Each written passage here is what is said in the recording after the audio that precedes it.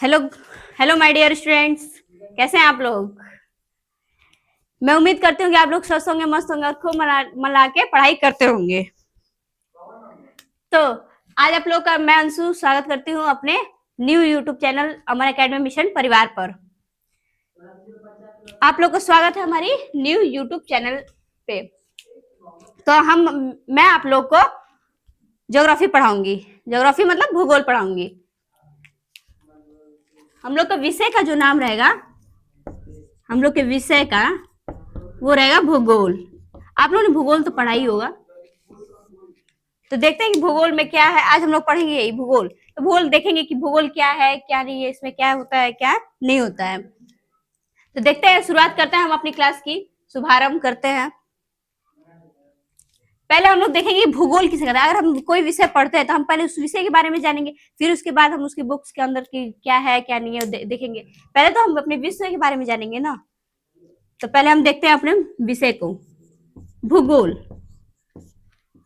अगर हम भूगोल को तोड़ते हैं दो भाग में, तो भूगोल में पहला हो जाएगा भू और दूसरा हो जाएगा गोल। भू का मतलब पृथ्वी और गोल तो जो है, क्योंकि क्योंकि भू कैसा है, गोल है। पृथ्वी कैसा है, गोल है। इसलिए इसको हमको क्या बोलते हैं, भू गोल। अब हम देखते हैं भूगोल को इंग्लिश में क्या बोलते हैं। भूगोल को इंग्लिश में क्या बोलेंगे। भूगोल को इंग्लिश में हम लोग बोलते हैं ज्योग्राफी, जियोग्राफी। ज्योग्राफी को दो भाग में तोड़ते हैं, पहला जियो और दूसरा ग्राफोस। अब देखेंगे जियो क्या है और ग्राफोस क्या है। पहले तो हम देखते हैं कि जियोग्राफी किस शब्द का भाषा है। आप लोगों ने पढ़ा होगा ग्रीक भाषा। ग्रीक भाषा के बारे में आप लोग जानते होंगे। जो ग्रीक भाषा से ये जो ज्योग्राफी शब्द आया है, ये क्या है, हमारे ग्रीक भाषा से। अब भाषा बहुत सारी होती है, जैसे ग्रीक भाषा, लैटिन भाषा, हिंदी भी होता है। हिंदी भी हम लोग की भाषा ही है, संस्कृत भी भाषा ही। तो वैसे ये जो ग्रीक भाषा है, ग्रीक भाषा से हमारा है ज्योग्राफी। तो ज्योग्राफी को अगर हम जैसे भूगोल को हमने तोड़ा, भू प्लस गोल, भू प्लस गोल। तो वैसे ज्योग्राफी को हमने तोड़ा तो जियो प्लस ग्राफोस। ग्राफोस भी, ये दोनों भी शब्द, अगर ये ज्योग्राफी हमारा ग्रीक भाषा से है तो इसको तोड़ेंगे दो शब्दों में तो ये दोनों भी ग्रीक भाषा ही होगा, ग्रीक भाषा। अब देखते हैं कि जियो का अर्थ क्या होता है। जियो, जियो का अर्थ होता है पृथ्वी। अब आप लोग ये वाला जियो मत समझिएगा, ये जियो होता है जो सिम होता है, और हम लोगों को पढ़ना है ये वाला जियो। ये जियो होता है पृथ्वी और ये जियो होता है, ये जियो जो है वो सिम है। तो इसको हम जियो नहीं बोल रहे, ये वाला जियो हम बोल रहे हैं। तो इस जियो का अर्थ होता है पृथ्वी और ग्राफोस का अर्थ होता है अध्ययन करना। तो जियो प्लस ग्राफोस को जोड़ने पर हमारा ज्योग्राफी बन रहा है। तो पृथ्वी प्लस अध्ययन को जोड़ने पर हमारा हो जाएगा पृथ्वी का अध्ययन, पृथ्वी का अध्ययन। तो हमको इससे क्या पता चलता है, इससे हमको ये पता चलता है कि ज्योग्राफी, जियो प्लस ग्राफी जोड़ते हैं तो ज्योग्राफी बनता है। तो ऐसे पृथ्वी प्लस अध्ययन जोड़ेंगे, पृथ्वी का अध्ययन। मतलब हमको ज्योग्राफी में पढ़ना होता है पृथ्वी के बारे में, पृथ्वी का अध्ययन करना होता है ज्योग्राफी में। वैसे पृथ्वी गोल है, मतलब भूगोल। तो भूगोल मतलब पृथ्वी गोल है, तो पृथ्वी के बारे में हम ये बता रहे हैं कि पृथ्वी कैसी है, गोल है। तो हम देखते हैं कि पृथ्वी भूगोल की परिभाषा हम कैसे लिखें, ये सब तो हमको पता चल गया। इससे हमको देख लिया, अगर हमारा आ गया एग्जाम में कि हमें ये भूगोल को परिभाषित कीजिए, तो कैसे लिखेंगे। तो हम उसका परिभाषा लिखेंगे। ऐसे अगर बना दे डायग्राम, तो डायग्राम से फुल मार्क्स तो नहीं मिलेगा, बट कुछ मिल सकता है इससे भी। तो हम लोग उसका परिभाषा लिखेंगे। परिभाषा के साथ अगर हम ये बनाए तो हमको फुल मार्क्स मिलेगा, उसमें कोई भी कट नहीं होगा। तो देखते हैं भूगोल की परिभाषा।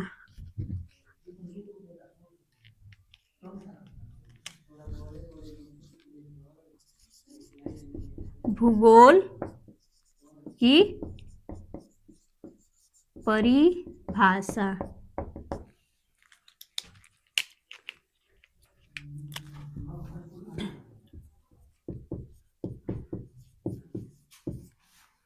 सामाजिक विज्ञान की वह शाखा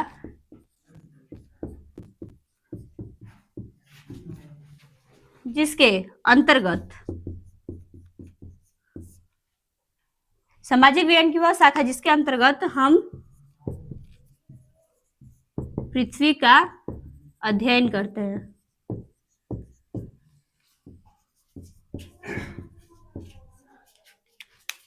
सामाजिक विज्ञान की वह शाखा जिसके अंदर हम पृथ्वी का अध्ययन करते हैं।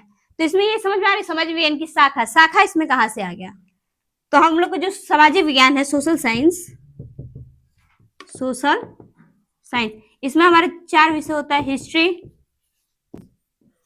ज्योग्राफी,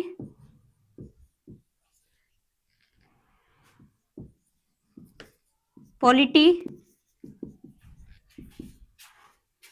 और इकोनॉमिक। ये 4 इसमें शाखा हो गई। जैसे सोशल साइंस में तो चारों मिलेगा। अगर हम इसको अलग अलग पढ़े तो हिस्ट्री अलग होता है, ज्योग्राफी अलग होता है, पॉलिटी अलग होता है और इकोनॉमिक्स अलग होता है। तो हम लोग जो अभी पढ़ रहे हैं वो क्या है? अभी हम लोग पढ़ रहे हैं ज्योग्राफी को। किसको? ज्योग्राफी को। तो सोशल साइंस की ये एक शाखा है। शाखा मतलब एक भाग है। तो ये सोशल साइंस की तो 4 भाग है: हिस्ट्री, ज्योग्राफी, पॉलिटी, इकोनॉमिक्स। तो इसकी एक भाग है। तो वैसे सामाजिक विज्ञान की वह शाखा, मतलब सामाजिक विज्ञान की वह शाखा जिसके अंतर्गत हम पृथ्वी का अध्ययन करते हैं, उसे हम भूगोल कहते हैं। मतलब ज्योग्राफी के अंदर हम किसका अध्ययन करते हैं? पृथ्वी का। तो पृथ्वी का अध्ययन हम कैसे करते हैं देखते हैं अब आगे।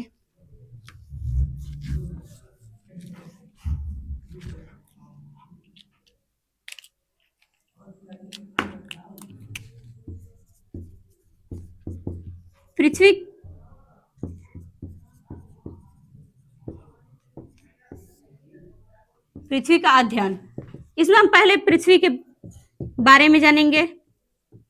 पृथ्वी का अध्ययन करेंगे तो पृथ्वी के बारे में जानेंगे ना जी। तो पृथ्वी का अध्ययन है तो इसमें हम पहले जानेंगे पृथ्वी के बारे में। दूसरा देखेंगे पृथ्वी की सतह। तो पृथ्वी की सतह पे क्या है, क्या नहीं? पृथ्वी की सतह पे क्या है? नदी है, तालाब है और पर्वत है, पहाड़ है, पठार है, ये सब। और तीसरा हम पढ़ेंगे पृथ्वी की आंतरिक।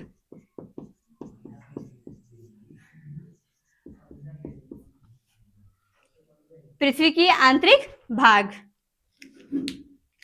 तो पृथ्वी के बारे में जानेंगे, फिर पृथ्वी की सतह के बारे में जानेंगे और पृथ्वी के आंतरिक भाग। आंतरिक भाग मतलब पृथ्वी के अंदर की क्या चीज है उसके बारे में भी हम जानेंगे।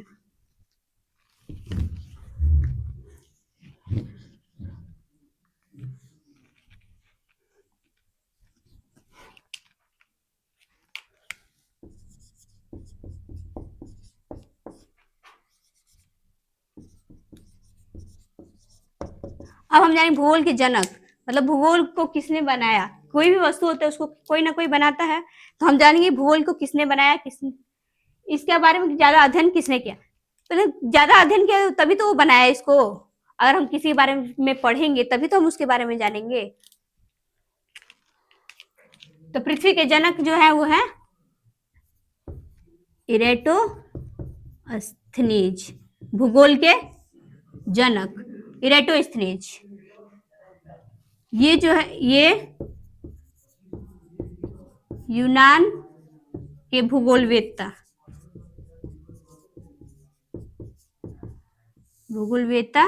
थे। इरेटोस्थनीज जो थे वो यूनान के थे, यूनान देश के थे, यूनान देश के भूगोलवेत्ता थे। भूगोलवेत्ता मतलब जो भूगोल के जानकार हो। तो भूगोल के जानकार को ही हम भूगोलवेत्ता बोलते हैं। तो ये भूगोल के जानकार थे तभी तो भूगोल का किए हैं खोज, मतलब जनक। इनको ऐसे ही थोड़े बोला जाएगा जनक। तो ऐसे ये यूनान के भूगोलवेत्ता थे इरेटोस्थनीज।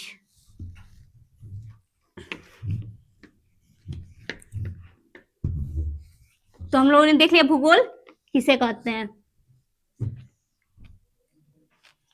अब हम अपने मुख्य विषय पे आते हैं जो हमारे बुक्स का पहला चैप्टर है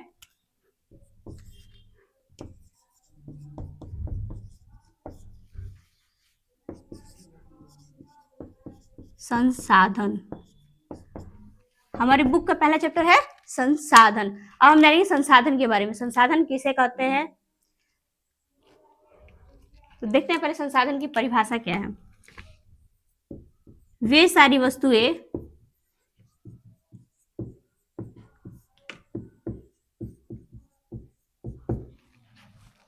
जिसका उपयोग वे सारी वस्तुएं जिसका उपयोग हम अपनी आवश्यकता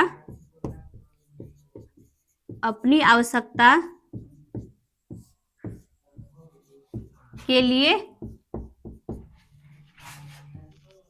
करते हैं उसे संसाधन कहते हैं। संसाधन कहते हैं वे सारी वस्तुएं जिसका उपयोग हम अपनी आवश्यकताओं की पूर्ति के लिए करते हैं उसे हम संसाधन करते हैं। कोई भी अगर वस्तु हो उसको हम अपने उपयोग में लाएं तो उसे क्या कहेंगे? संसाधन। जैसे हमको कोई चीज संसाधन, कोई भी वस्तु उसको हम अपने उपयोग में लगाएंगे ना। जैसे हम लोग अभी ये ऑनलाइन क्लास ही चला रहे हैं तो इसके लिए हमारे कुछ चाहिए तभी तो हम इसको चला पाएंगे। तो इसके लिए हम लोग को माइक वगैरह चाहिए, माइक, कैमरा, फोन, ये लैपटॉप वगैरह ये सब चाहिए। तो ये हमारे उपयोग में आ रहा है, ये हमारी आवश्यकताओं की पूर्ति कर रहा है ना। तो ये क्या हो जाएगा? ये संसाधन हो जाएगा। जैसे देखते हैं इसका उदाहरण,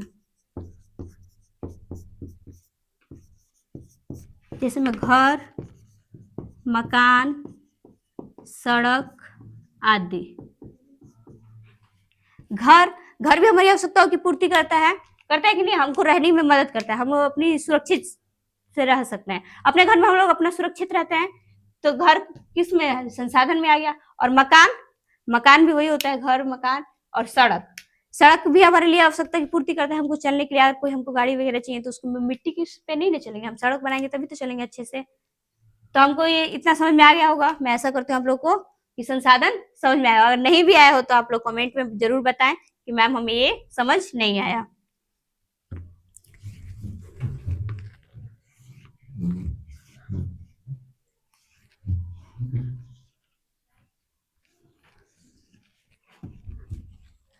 अब हमारी बुक में एक नाम है जो नाम है जिमरमैन। ये एक व्यक्ति थे, जिमरमैन एक व्यक्ति थे जिन्होंने कुछ कहा। मतलब कोई इंपॉर्टेंट बात हम बोलते हैं तो उसको हम लिख के रख देते हैं या कोई भी सुरक्षित जगह पे रखते हैं उसको। तो इन्होंने भी एक कथन कहा था जिसका जो है कि संसाधन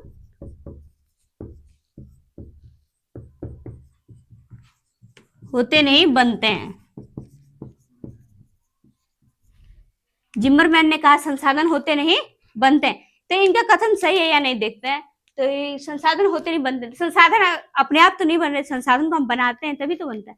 अगर हम खनिज वगैरह है, हमारे पृथ्वी पर खनिज है तो वो भी संसाधन है। और खनिज हम ना निकाले जमीन के अंदर से, पृथ्वी के अंदर से अगर हम खनिज ना निकालें तो वो अपने आप संसाधन के रूप में तो बनेगा नहीं। उसको हम निकाल रहे हैं, मतलब उसको बना रहे हैं, हम निकाल के उसको शुद्धिकरण वगैरह करके तब उसका हम उपयोग में ला रहे हैं।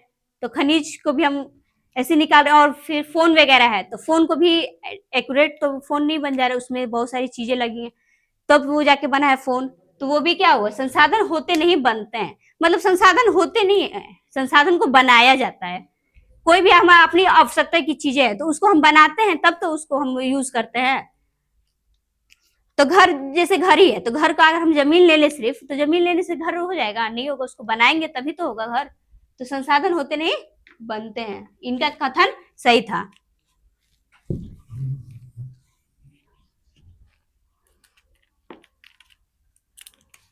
अब हम देखेंगे संसाधन के प्रकार।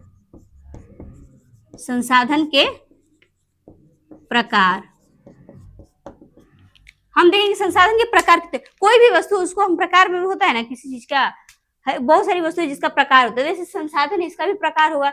प्रकार मतलब इसके भाग। जैसे हमने अभी देखा था सामाजिक विज्ञान के, तो सामाजिक विज्ञान में 4 भाग थे ना, तो वैसे ही संसाधन के भी भाग होंगे कुछ, मतलब प्रकार। जैसे हमने सामाजिक विज्ञान में देखा कि हिस्ट्री है, पॉलिटी है, इकोनॉमिक्स है, ज्योग्राफी है, तो वैसे ही हम लोग का संसाधन में भी होगा। तो संसाधन में देखते हैं कि कौन कौन प्रकार है। संसाधन का पहला प्रकार हो जाएगा हमारा प्राकृतिक संसाधन। प्राकृतिक संसाधन। और दूसरा मानव निर्मित संसाधन।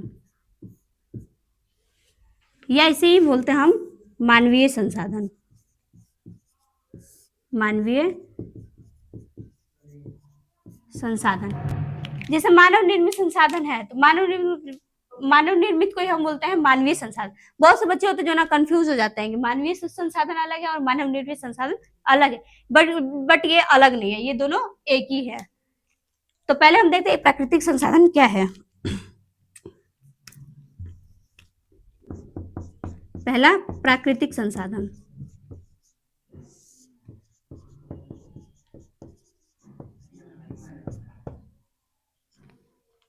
प्राकृतिक संसाधन, इसके नाम से ही पता चलता है कि प्राकृतिक संसाधन मतलब जो प्रकृति द्वारा प्राप्त हो, हमें प्रकृति के द्वारा प्राप्त हो, वे सारी वस्तुएं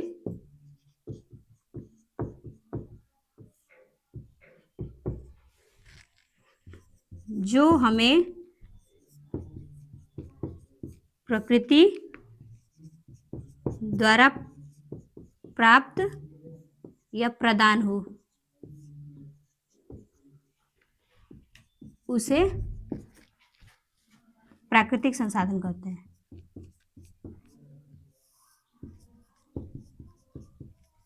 प्राकृतिक संसाधन कहते हैं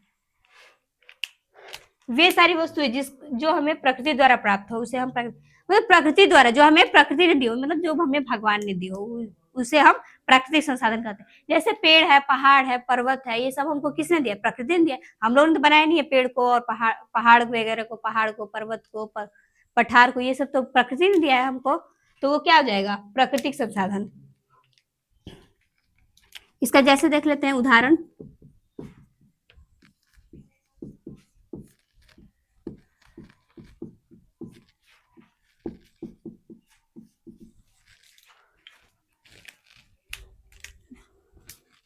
जैसे में हो जाए पर्वत, पहाड़ आदि, वे सारी वस्तुएं जो हमें प्रकृति द्वारा प्राप्त, मतलब इसके डेफिनेशन से भी हमको पता लग जाता है कि मतलब जो प्रकृति द्वारा प्राप्त है। हमको प्रकृति से पहाड़ मिला, पठार मिला, नदी मिला, तालाब मिला, बहुत सारी ऐसी वस्तुएं हैं जो हमें प्रकृति द्वारा, कुछ प्रकृति वनस्पति वगैरह भी होती है, वनस्पति जो हमें प्रकृति द्वारा मिलता है, हमने नहीं लगाई होती है, तो वो भी क्या होता है? प्राकृतिक संसाधन।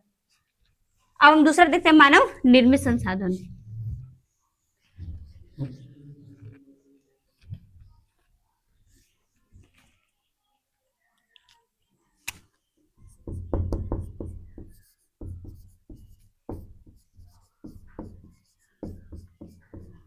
मानव निर्मित संसाधन, जैसा हम इसके नाम से देखा था प्राकृतिक संसाधन की वे सारी वस्तु जो हमें प्रकृति द्वारा प्राप्त होती है, उसे हम प्राकृतिक।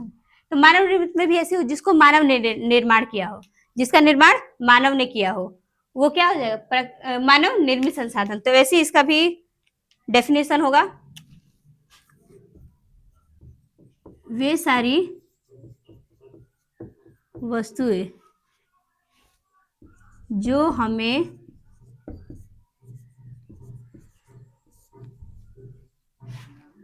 वे सारी वस्तुएं जिसका निर्माण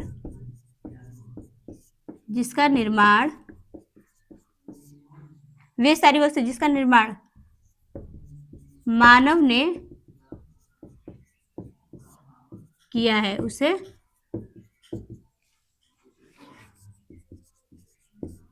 मानव निर्मित संसाधन कहते हैं। वे सारी वस्तुएं जिसका निर्माण मानव ने किया है, उसे हम मानव निर्मित संसाधन। जैसे मानव ने किस चीज का, मोबाइल का किया है, घर वगैरह का निर्माण किया है, सड़क का निर्माण किया है, पुल का, पार्क का, ये सब का निर्माण किसने किया है? मानव ने किया है।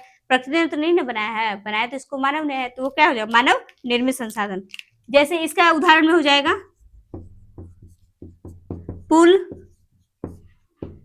बांध, घर, सड़क आदि। जैसे पुल है, पुल मतलब नदी वगैरह पे पुल भी होता है, तो उस पुल का निर्माण किसने किया है? मानव ने किया है। बांध है तो बांध का निर्माण किसने किया है? मानव ने किया है। घर का भी निर्माण मानव ने और सड़क का भी निर्माण मानव ने। तो ये सारे क्या है? मानव निर्मित संसाधन या मानवीय संसाधन। मानव निर्मित को ही मानवीय बोलते हैं। आप इन दोनों में मतलब कंफ्यूज मत हो जाइएगा। तो मानव निर्मित संसाधन और प्रकृति संसाधन हमारा क्लियर हुआ। आप लोग अगर समझ में आया तो कमेंट में बताइएगा कि मैम हमको समझ में आया, अगर नहीं भी आया तो उसको भी बताइए कि मैम हमको यहाँ पे समझ नहीं आया, हमको यहाँ पे दिक्कत है, तो आपको अगली वीडियो में बताया जाएगा कि ये गड़बड़ी है। तो आप लोग को इतना समझ, मैं तो आशा करती हूँ कि आप लोग समझ में आया होगा। मैं अपनी तरफ से पूरी कोशिश कर चुकी हूँ। अगर लेकिन आप लोग को नहीं भी समझ तो हम दोबारा इसको अगले वीडियो में समझाएंगे दोबारा। आप लोग कमेंट में जरूर बताइए मैम कैसा क्लास, मतलब हम लोग का क्लास कैसा लगा, कि मैं आप लोग लिखिएगा कि मैम आपका क्लास अच्छा लगा या नहीं अच्छा लगा, यहाँ पे दिक्कत है। अगर अच्छा रहा तो आप इसको शेयर कीजिए और अपने रिश्तेदार वगैरह के पास भेजिए, अपने फ्रेंड्स के पास भेजिए, क्या क्योंकि आपके साथ साथ आपका फ्रेंड्स भी पढ़े तो अच्छा है। तो अब अपने फ्रेंड्स रिश्तेदार सबके पास इसको शेयर वगैरह कीजिए, शेयर कीजिए, लाइक अच्छा है तो लाइक कीजिए, कमेंट कीजिए। जय हिंद, जय भारत।